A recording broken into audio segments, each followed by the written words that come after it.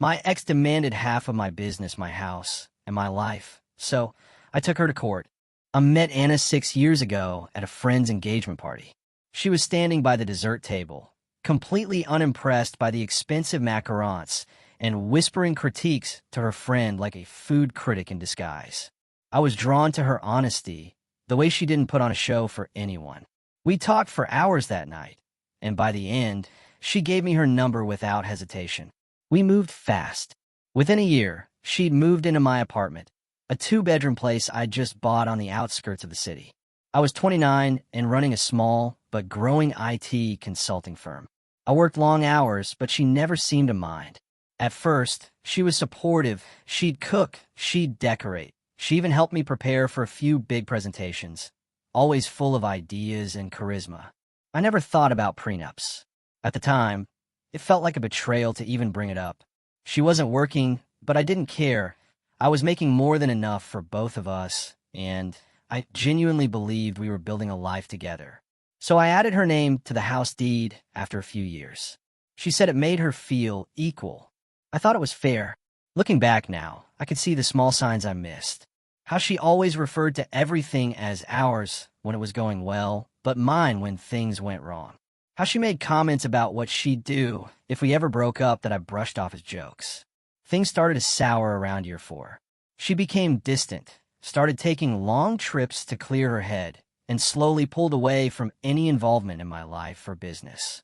I kept trying to fix things, therapy, time off, romantic weekends, but she was already emotionally checked out. Then one day, she told me, flat and cold, I want out, and I want half of everything. That was the moment I realized this wasn't just a breakup. It was a war I never expected to fight. When Anna said she wanted half of everything, she wasn't speaking metaphorically. She meant it: house, car, savings, even a percentage of my business. And she said it like she was ordering a drink at a bar, calm, confident, already decided. At first, I thought she was bluffing. We weren't married. We'd lived together for about 5 years, but there was no ring, no ceremony. I assumed that counted for something. I even told her, "You're not entitled to half." She didn't argue. She just smiled and said, "We'll see what the court says." That's when I realized she'd been preparing for this long before I knew there was even a problem. She moved out the next week, but not before taking everything she could justify. Half the furniture, the nicer TV, even a few of my personal belongings that I later had to prove were mine. She changed her number, blocked me on social media, and hired a lawyer before I could catch my breath. Her lawyer sent me a letter within days, claiming she was entitled to a constructive trust on my property due to the domestic partnership we had built. They claimed she'd contributed through emotional labor and by supporting the business indirectly. I was stunned. She'd never once filed taxes jointly with me, never paid in the mortgage, never touched the business. But the way her team worded everything made it sound like she'd been the reason I'd gotten where I was. I knew I needed to fight back, but it felt like trying to punch through fog. I didn't know where to start. I wasn't a vengeful person. I still cared about her, even if I hated what she was doing. But the idea of handing over half of everything I built, just to keep the peace, made me physically ill.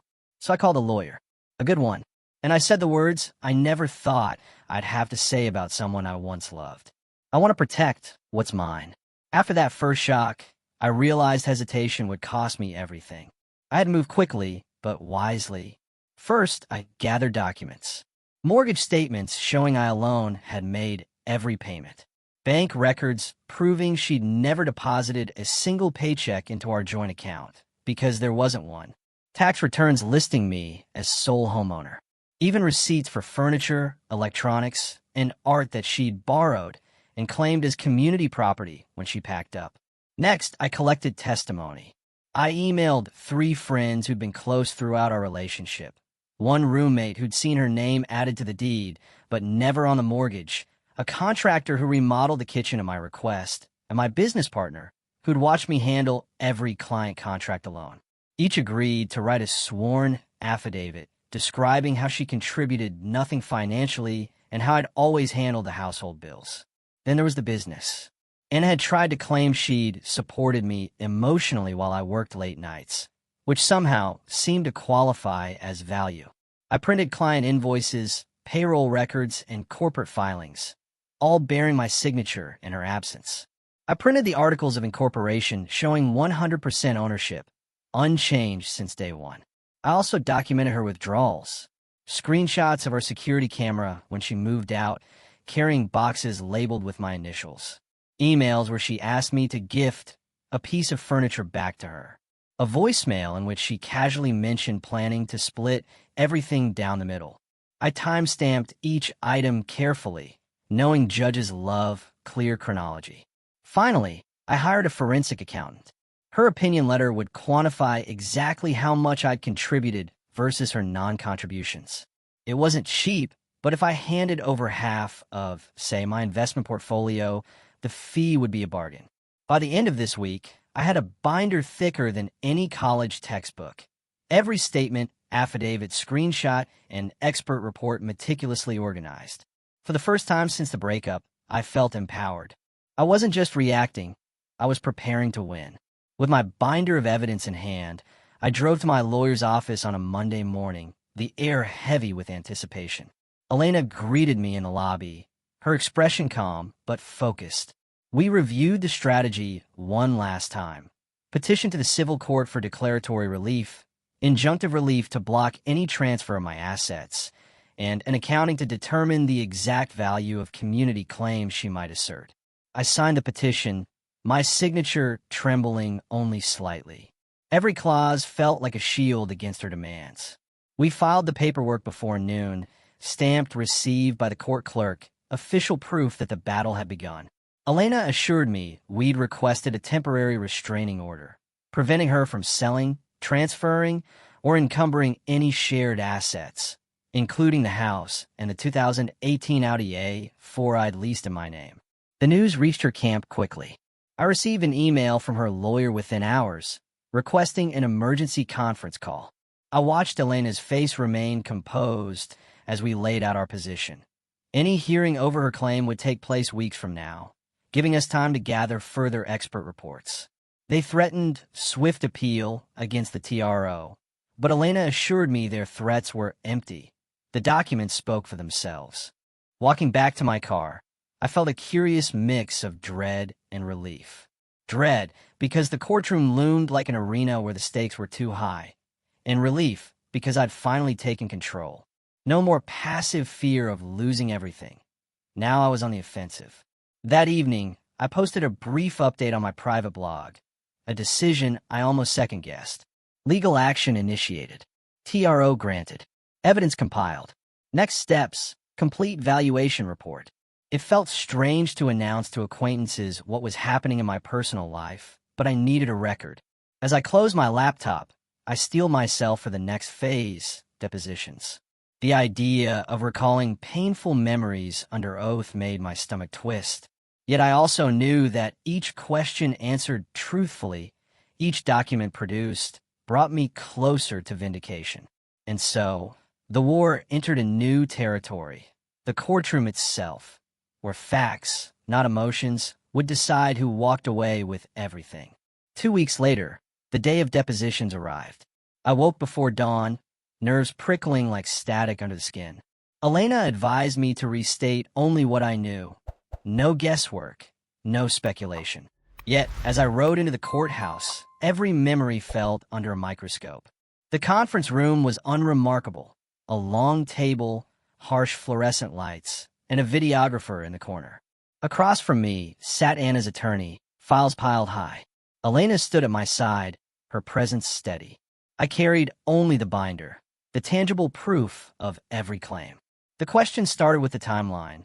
When I met Anna, when she moved in, when I added her name to the deed. I answered calmly, reciting dates and facts I'd rehearsed dozens of times. Next came the finances, mortgage payments, business revenues, household expenses. I handed over the accountant's summary, showing zero contributions on her part. Elena guided me through each exhibit, and I watched the attorney's brows knit together as he flipped pages. Then came the hardest part, recalling the emotional toll. Under oath, I described the ache of betrayal, how the place I'd called home turned into a battleground, how insomnia and stress became unwelcome companions. Even factual retelling felt raw. My voice trembled when I spoke of late nights, spent compiling evidence instead of moving on. At one point, Anna's lawyer held up a text message where I'd said, "Let's just split things amicably." He implied it contradicted the fervor of my legal assault. I explained the context, a desperate attempt at peace before I realized she wouldn't negotiate in good faith. My words weren't perfect, but they were honest. By the end, exhaustion weighed on me. I'd laid bare every financial record and personal memory. Elena thanked me quietly and packed our materials. As I left the courthouse, a strange relief washed over me. The truth was on record, and my case had survived its first real test. Driving home, I stared at the binder's spine and realized this was more than a legal fight. It was a reckoning with trust, loss, and the cost of standing up for what's right. And though the trial was far from over, I felt the first flicker of confidence that justice might prevail. A month after the depositions, I received an unexpected letter from Anna's lawyer, a settlement proposal. They offered to drop her claim entirely. No house share, no car, no business interest, if I agreed to pay her $100,000 out of my savings. It was presented as a generous compromise, designed to save us both time, stress, and legal fees. Reading the offer felt like being handed a scalpel under the guise of a healing herb. On one hand, $100,000 was a fraction of what she stood to gain if the court ruled in her favor. On the other, acquiescing meant admitting some moral or legal obligation, tarnishing the narrative I'd built, that she had no legitimate claim. Accepting would buy peace, but at the cost of principle, and perhaps embolden similar claims in the future. I sat with Elena for hours, weighing the pros and cons. We ran the numbers. Projected legal expenses for trial could hit $80,000. The risk of an adverse ruling could cost me far more. But this wasn't just about money. It was about vindication. If I accepted, all those affidavits, expert reports, and emotional hours would be reduced to a footnote. He paid her $100,000 to go away.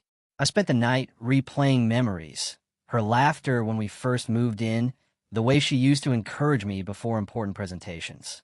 I recalled the crushing disappointment of realizing she regarded our home and my work as collateral in a power play. Finally, just before dawn, I made my decision. I would counter, but only on my terms. The next morning, Elena filed a counteroffer. I'd cover her legal fees up to $20,000 if she dropped her claim entirely. No cash payment, no property transfer. It was still a concession, but a narrow one. I was compensating her for the costs she'd incurred rather than rewarding the claim itself. A tense week followed, with back-and-forth letters and stalled phone calls. In that time, I revisited every page of my evidence binder, reinforcing my resolve.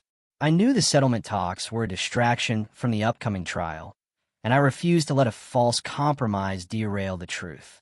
When Anna's lawyer declined the counteroffer, I felt a strange relief. The path forward was clear. We would face the court on our mutual claims, armed with facts and the conviction that I wouldn't give in to intimidation or coercion. The real battle was just days away. The courtroom was unseasonably cold, as if the stone walls themselves recognized the gravity of what was at stake. After months of depositions, motions, and settlement skirmishes, the day had come for the judge's final ruling. I arrived early, clutching my slimmed-down binder, the distilled essence of every fact I'd ever needed to prove. Anna sat across the aisle, her posture rigid, the faintest tremor in her hand when she adjusted her jacket.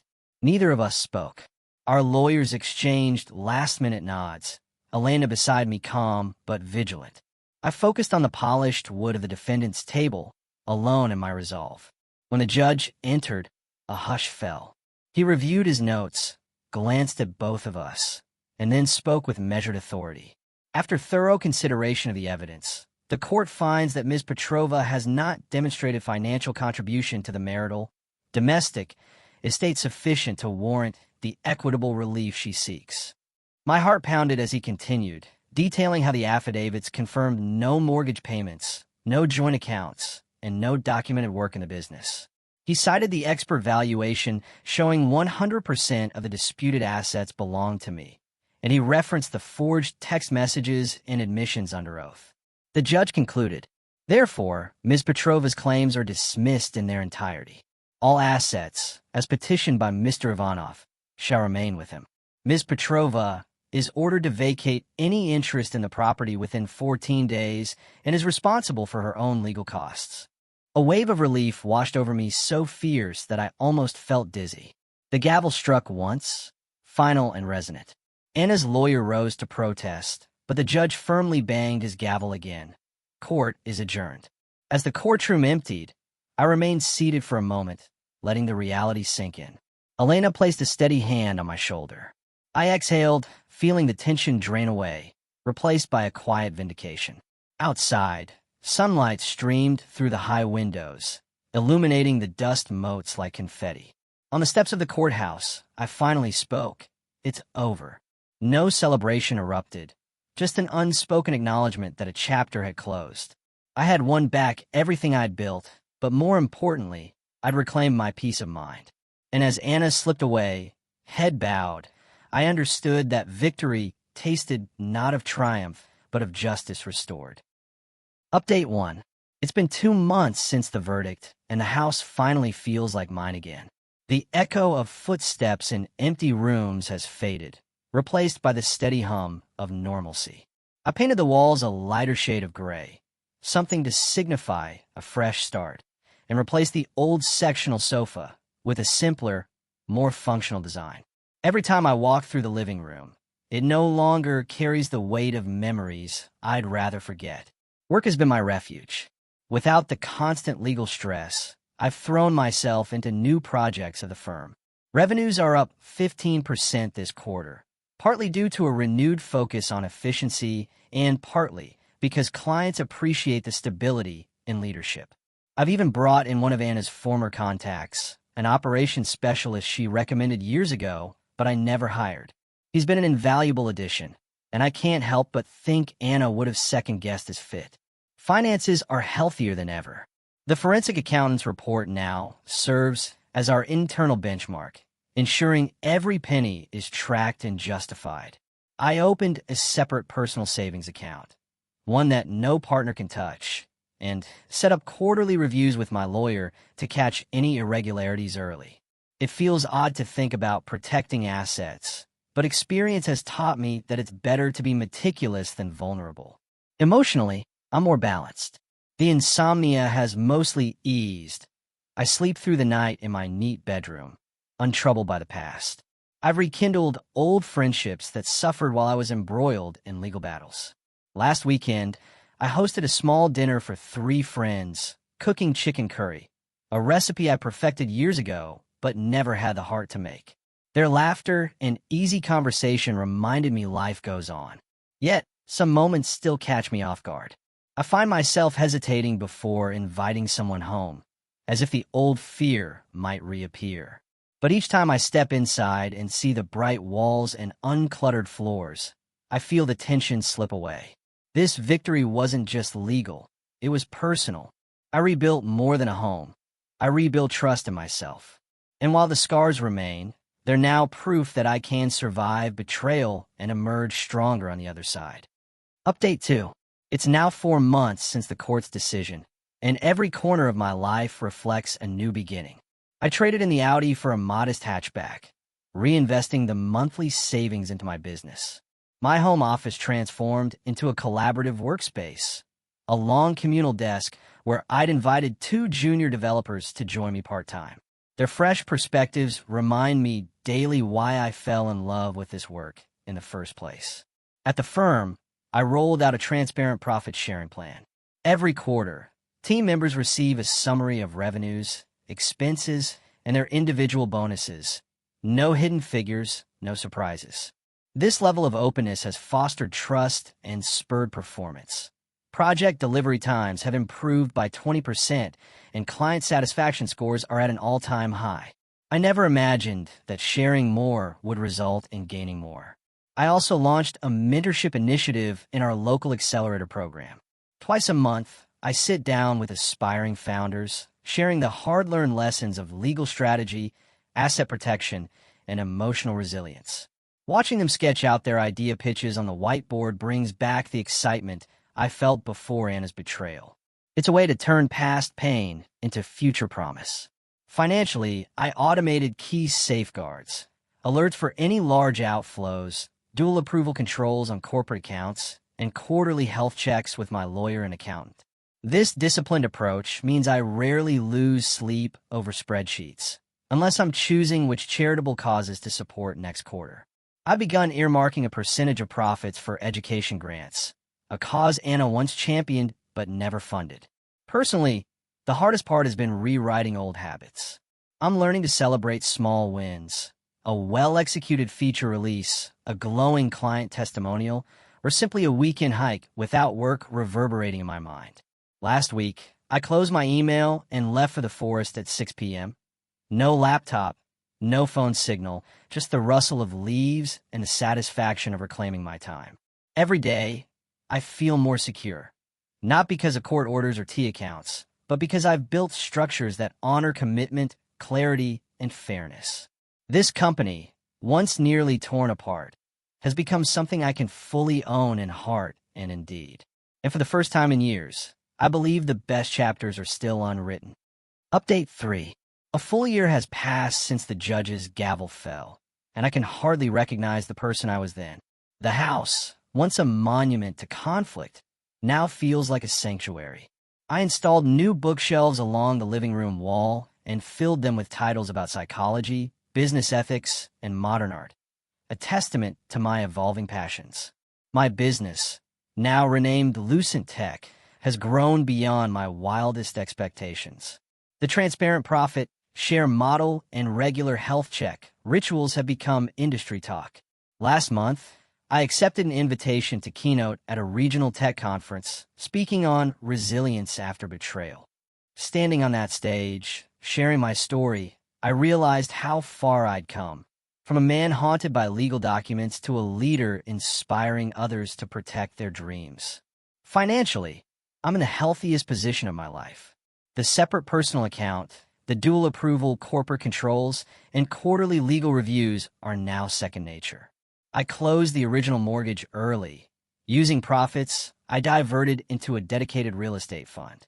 That decision felt symbolic, not just paying off debt, but settling scores with my past. On a personal level, I've rediscovered joy in unexpected places.